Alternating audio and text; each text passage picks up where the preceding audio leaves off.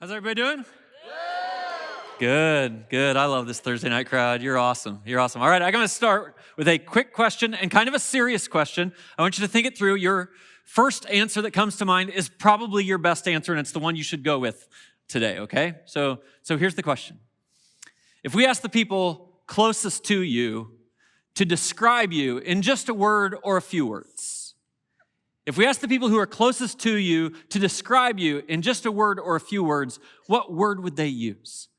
What few words would they use? Now, in just a second, I'm going to have you all say it out loud. And again, first answer is probably best. Don't overthink this. When you say it out loud, everyone's going to say it out loud together. So, if you want to be bold and be the loudest in the room, you're welcome to do that. And if you want to be kind of quiet and let no one else hear your answer, that's okay. Just say it out loud with me because I need everyone to have an answer, okay? So, here's the question.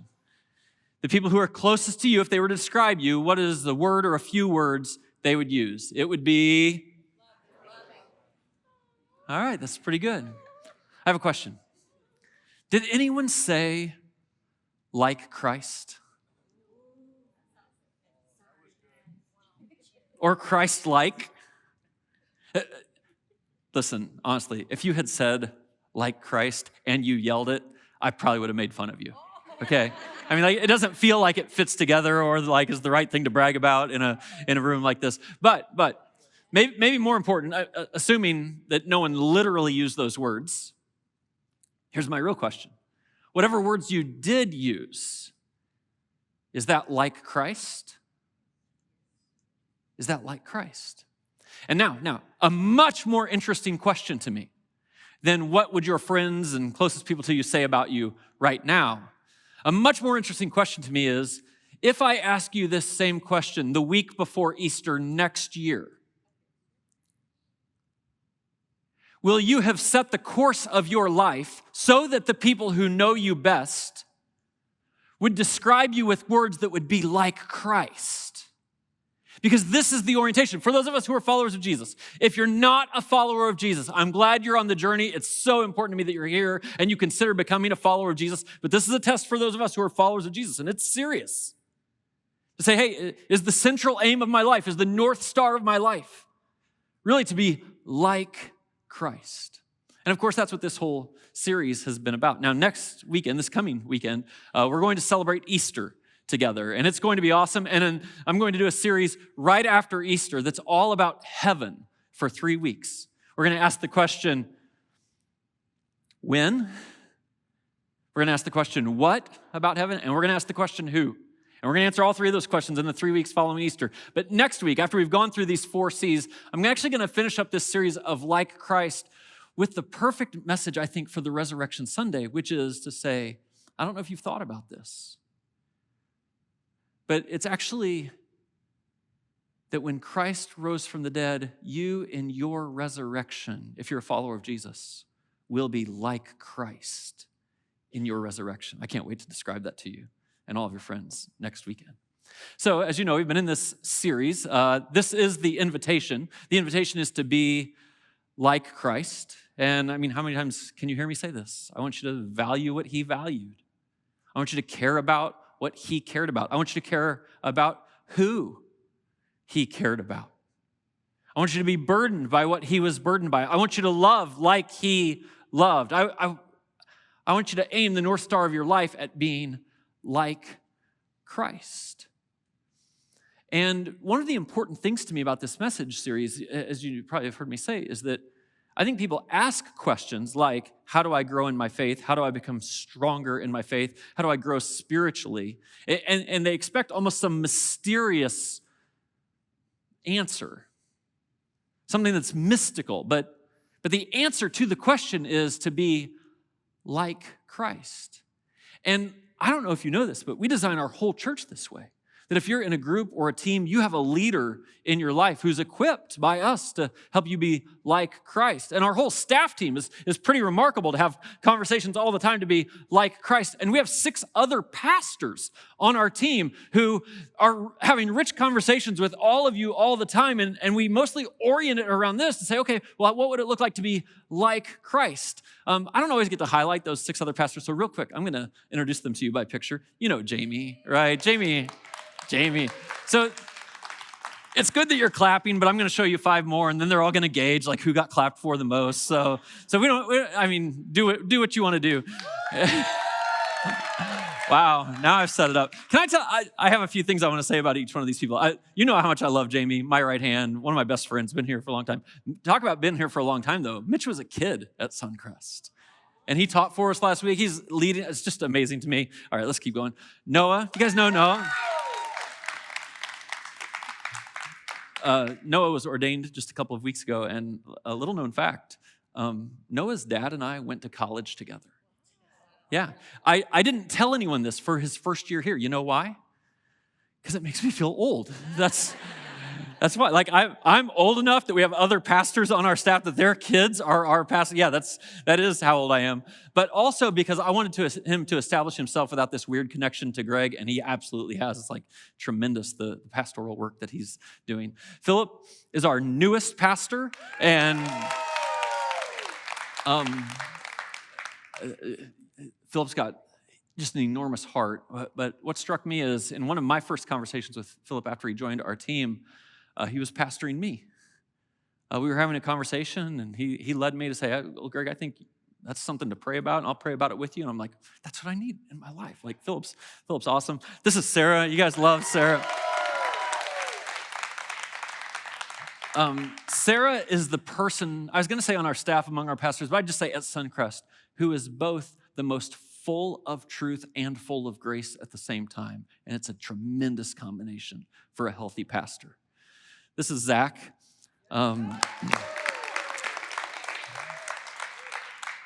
Zach also was just ordained a couple of weeks ago, and Zach's the guy I beat in our staff NCAA pool. It's probably not his pastoral credibility thing for you, but it was a lot of fun to watch him go down in flames at Buffalo Wild Wings the other night when I was with him. But Zach, have you seen what's happening? He's our middle school pastor. Our middle school is just taken off with his leadership. It's so good. Yeah, middle school. All right.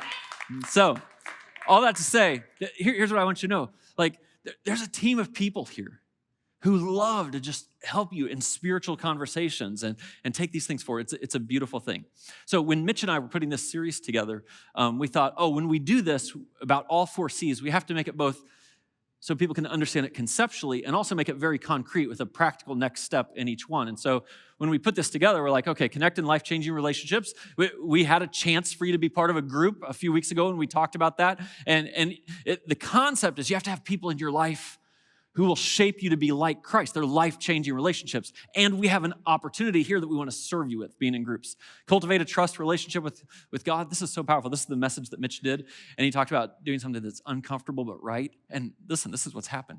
He mentioned baptism. That's not uncomfortable for everybody, but for some people, that's uncomfortable, but they know it's right. And we have people being baptized on Easter in response to it. It's just the practical, concrete thing. He also mentioned financial giving, which I think that's a tough thing it's a tough thing for a lead pastor to talk about. Here's Mitch talking about it. And then you see, I talk to people like, yeah, that's it. It's not that I'm against giving. It's just that it's hard. It's uncomfortable. I'm going to have to adjust some things, but it's right. And we see people taking that step. And then honestly, I'll just say this here, like people in our church have sinful situations going on in life. Sometimes it's kind of a one-time mistake but some people actually have made decisions that are actually setting their life. And can I say this here? It's not a godly lifestyle to live with someone you're not married to. It's not godly. And it's okay, like you walk in our doors, we will meet you where you are. This is a place for a journey. But also, if you're a follower of Jesus, not if you're not a follower of Jesus, but if you're a follower of Jesus, like we lead you to say, well, you probably should either move out or you should get married. And that's uncomfortable, but it's right. And I was in a conversation with someone after Mitch's message, like, oh, this is it. I'm like, these people are, well, a week before Easter, a year from now, they'll look more like Christ than they do today. Like, it's beautiful. And last week I talked about contributing by serving. And the idea is, well, he came to serve, so will I. He didn't come to be served. He's not aiming at a life of comfort. That's conceptual. Practically, we're going to have 1,000 people serve the week after Easter. And I'm trusting that all of you will say yes to that, even if you haven't quite figured out when or signed up yet. There's a practical thing. And today we're going to talk about caring about lost people. Out of all of the things that make you like Christ, I think this is the one that Christians miss the most. People actually can be perceived. Maybe you know some people who, because they have a lot of Bible knowledge, because they're a good teacher, because of whatever reason, people think they're like Christ, but they don't give a rip about lost people.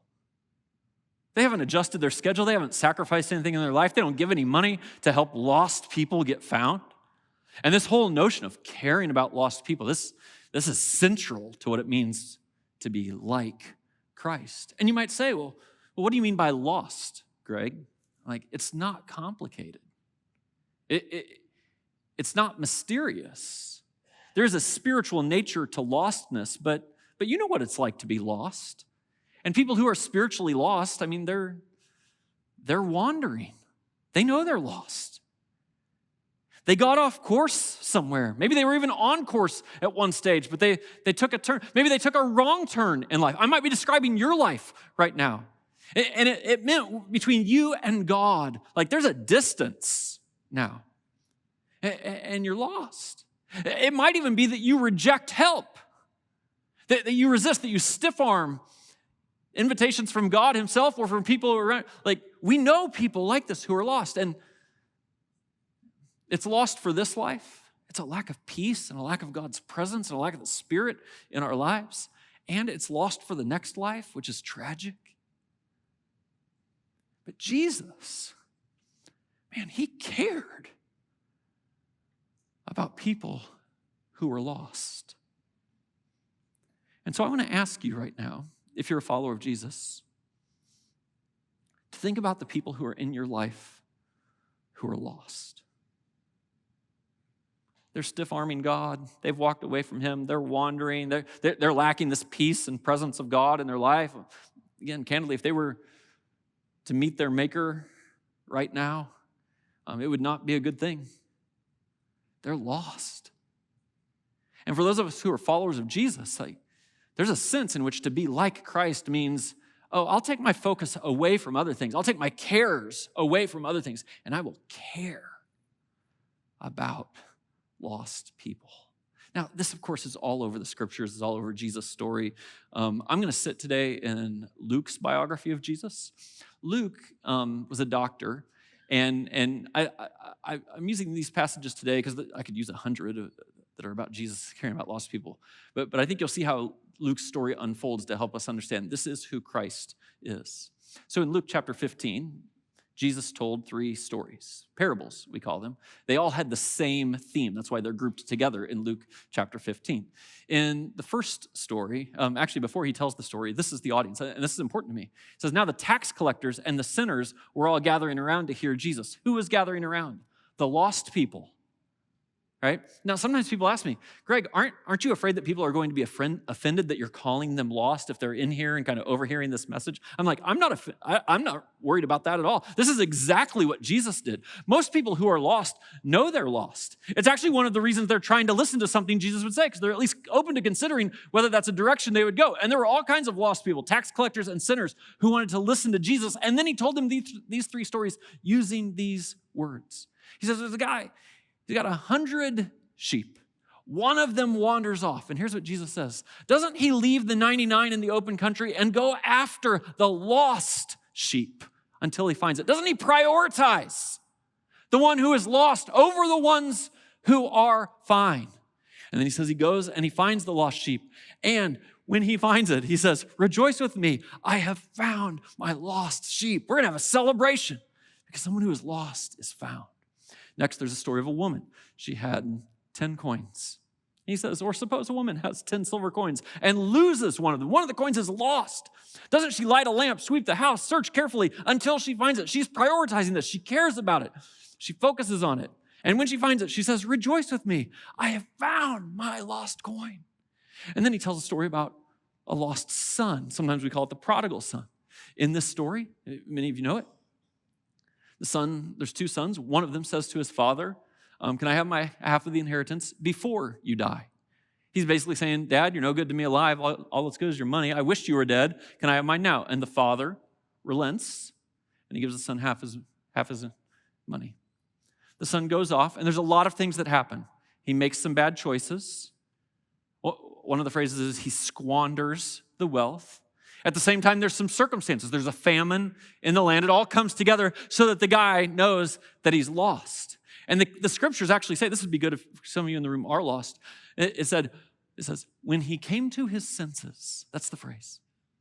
When he came to his senses, here's what he understood. He understood the guys who work for my dad have it better than I do.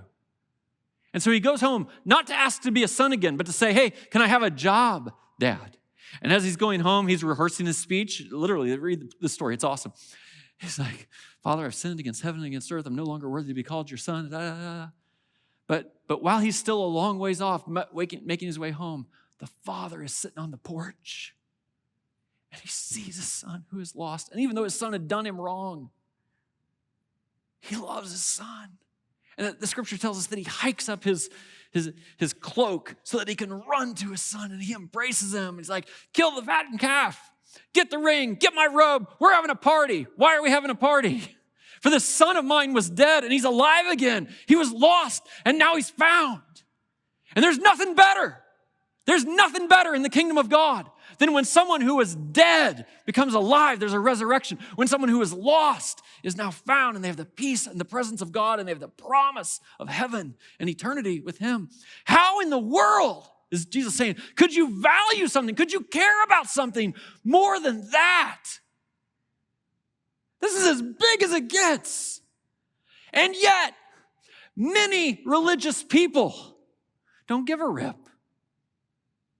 At least it doesn't seem like it.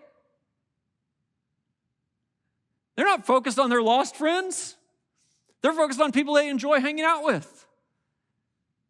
When they're at work and you're in a team of 6 people and 3 of them are a lot like you and 2 of them are lost, you might be prone to be like, I'm going to hang out with the people who are a lot like me. And Jesus would be, no. Leave the 99 and go to the 1. Care about people who are lost. Here's one of the ways we say it around here. Lost people matter uniquely to Christ.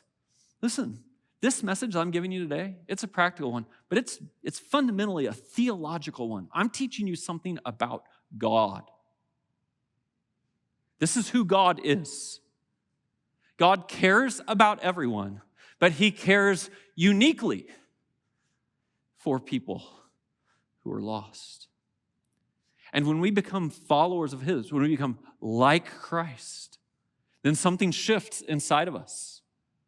So that now the orientation of our lives is not about material, temporal things. The orientation of our lives is about people who matter to God, people who uniquely matter to God, and that we would do essentially whatever it takes. Why wouldn't you? If it means someone who is dead could be alive again and someone who is lost could be found. That's Luke 15. And so, can I run a little test with you here? I'm not trying to be judgmental. I'm really trying to help you, okay? So you have circles of people in your life, and I could probably draw 10 different circles. I'll just focus on a few today. A couple of minutes ago, I drew the circle of your workplace. Hey, you're on a team with 6 people, or maybe you're on a team with 15 people, or maybe you have a business that employs 4 people or 20 people. I don't know, but in your work world, who you spend a fair amount of time with, there's a circle of people there. And the question for the follower of Jesus is, am I giving my focus to the ones who are lost? Am I giving my attention? Am I caring about the people who are lost? Do I even know? You know, it's funny. It's not funny. It's interesting. That many, like, if we're just being honest about how most people think about the group that's around them, they're not assessing based on spiritual condition. They're assessing based on, I don't know, do they like the same things I like? I don't know, is he funny? I don't know, is she pretty? And then we start to give our attention. This might even be true in your friendship circles right now. You might be like, Greg, you're actually telling my story.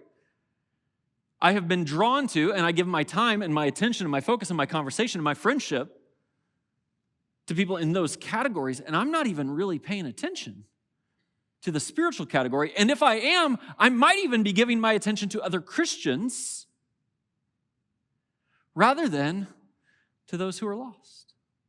You can think about your neighborhood. Like, it's a really interesting question. Like, hey, you got 5 or 10 families that live around you? Like, have you even thought, like, well, which ones are lost and which ones aren't? And then are you prone to hang out with the ones who are lost? You know, one of the worst things Christians do, get this.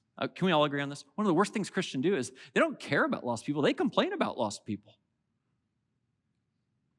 Complain about lost people rather than care. Like Jesus never complained about lost people. And I'm inviting you to be like Christ.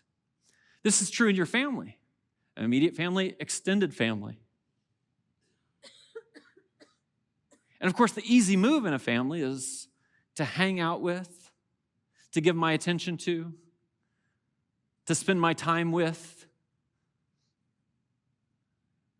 people they're like me. Maybe they even share my faith. But Jesus is asking you to do something different. He is asking you to give your time and attention and your care to people who are lost. A number of years ago, I was in a group. Some of you have even done this. There's a group called Leadership Northwest Indiana. It runs every year, every 2 years or so. And it's just leaders from around Northwest Indiana who for a year spend some time together. At the start of Leadership Northwest Indiana, of course, you're all in the same room. And there's school superintendents, and there's government leaders, and there's people who are leaders in the arts, and there's me. And you go around and you introduce yourself. And of course, I have to out myself right away as a pastor. That's like the worst thing to do in a social circle where you want to make normal friends. I'm just telling you. And then it's so wild. Like we introduce ourselves, and then the meal we're going to share next, I got 3 Christians who are like, oh, let's spend time together. I'm like, I don't want to spend time with you. I'm just saying. Why? Because I'm trying to be like Christ. Genuinely. But this is, okay. Luke 19. For the Son of Man came to seek and save the lost. That's why he came. Jesus came. Why? To seek and save the lost. It's the whole purpose of his life. We'll celebrate Easter on Sunday, but first comes the cross. And you could say, why did Christ go to the cross? And the answer is this. He gave it all. And again, this is our orientation as a follower of Jesus, to be like Christ. So I know I did this last week, but it's worth doing again this week. He came to seek and save the lost. So will I. It's not complicated. That's what he came to do. Seek and save the lost. So will I. And I'm calling on all of you who are followers of Jesus to reprioritize this in your life so that you look like Christ. Now, what would you do with that? Well, the answer isn't, of course, always the same. Next weekend is Easter. It's one of the weekends of the year when people are more open to an invite than ever before to church. And so maybe you would invite them. They might tell you yes, they might tell you no, but even if they tell you no, at least they'll know you care. Maybe invite isn't the right thing. Maybe they're lost, they're wandering, they're struggling, something going on in their family. Maybe the right thing for you to do is to pray for them and to tell them you're praying for them and let them know that you care. Maybe you think, I'm not sure I could invite them into a place in a room like this with lots of people at Easter, but maybe the right thing is just to have a conversation about faith,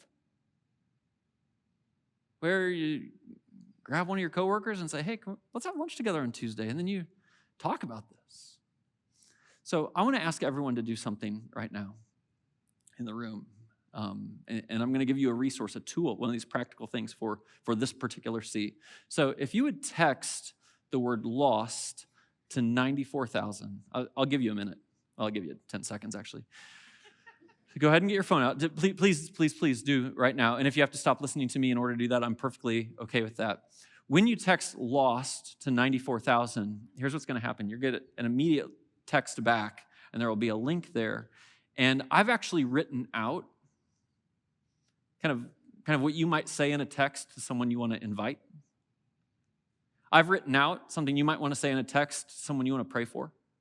And I have written out what you might want to say in a text to somebody you want to have a conversation about faith with. And I'm going to ask you to cut and paste as much of that as you want and edit it to make it your own if you would like. But to literally send that to someone before we walk out of this room. I'm going to ask you to care about lost people.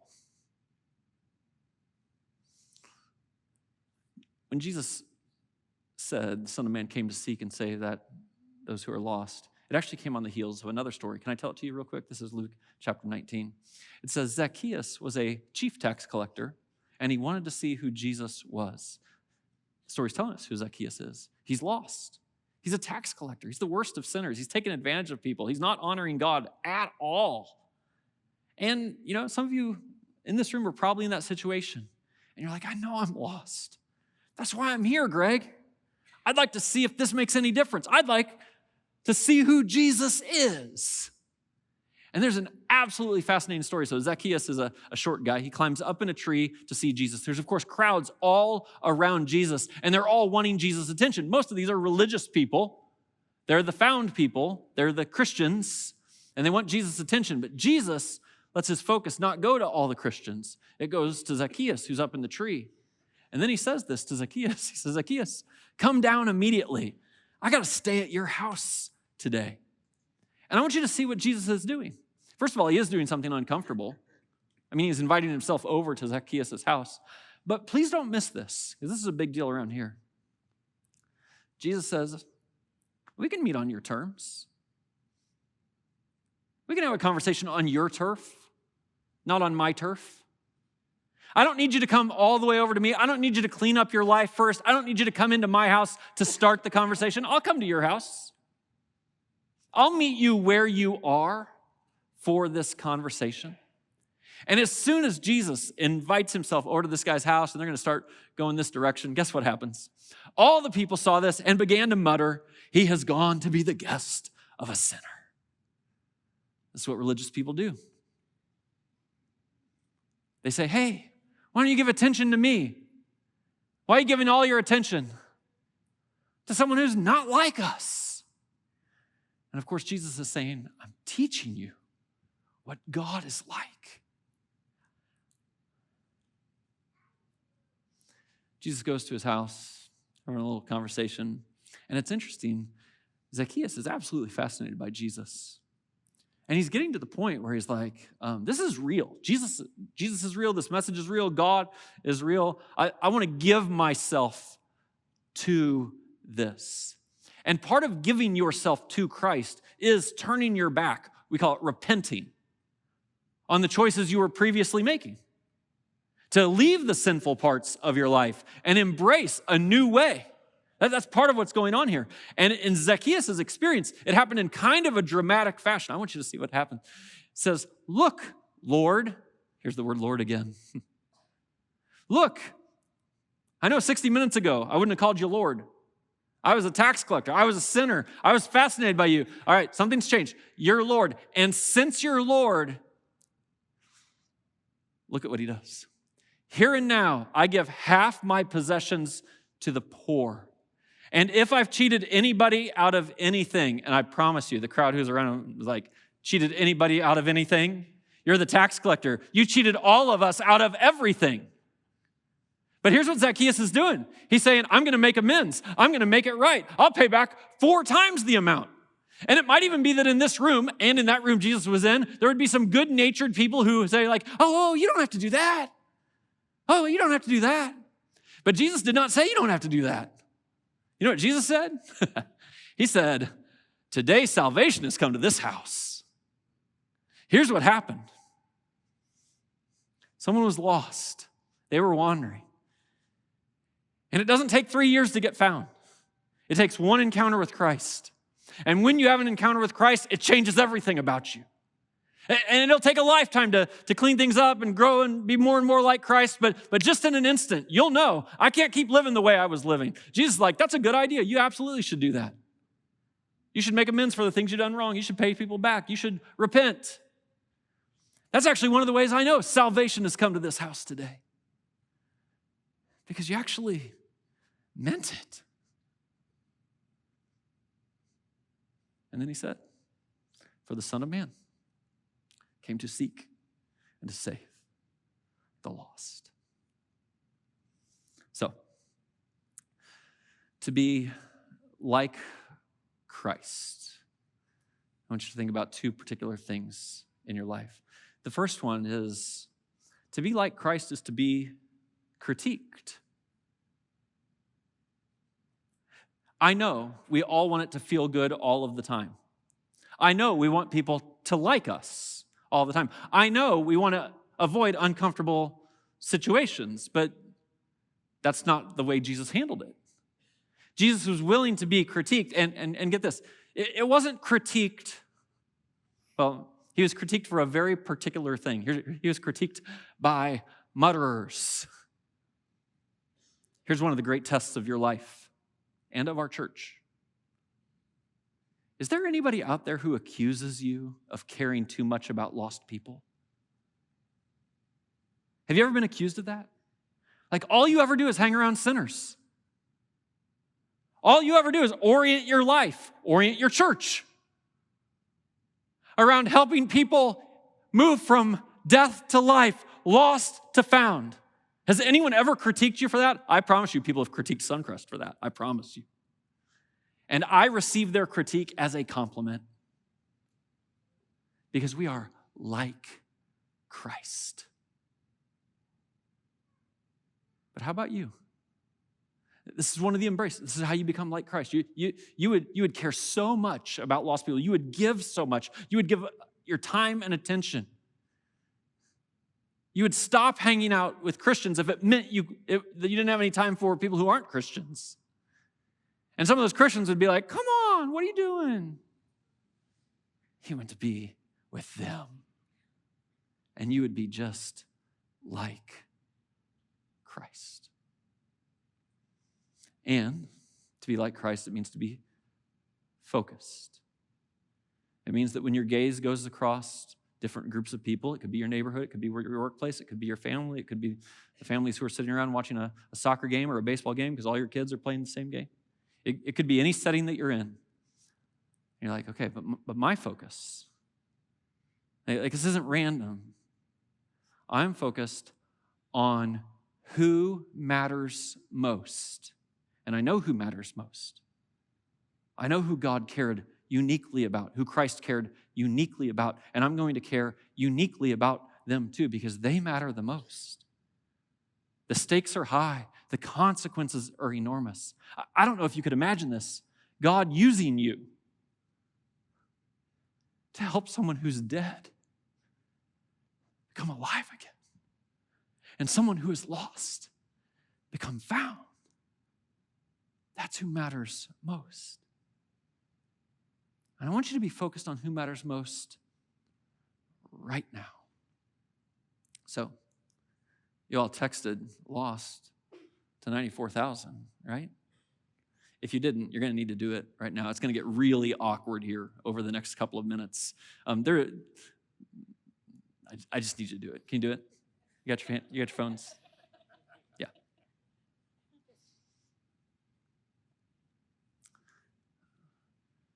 I'm going to put a 2-minute timer on the screen, and 2 minutes is enough for you to text at least one friend who needs an invitation or needs prayer or who you'd just have a conversation with. It might be 2 minutes might be enough to text more than one, but we're just going to start with one. And you can copy and paste that and do your little editing that you need to do. But I like galvanizing things that are really tests. I mean, I'm not wasting my breath up here, hoping that someday you'll be like Christ. I'm going to ask you right here and right now in the next 2 minutes to care about somebody who's lost.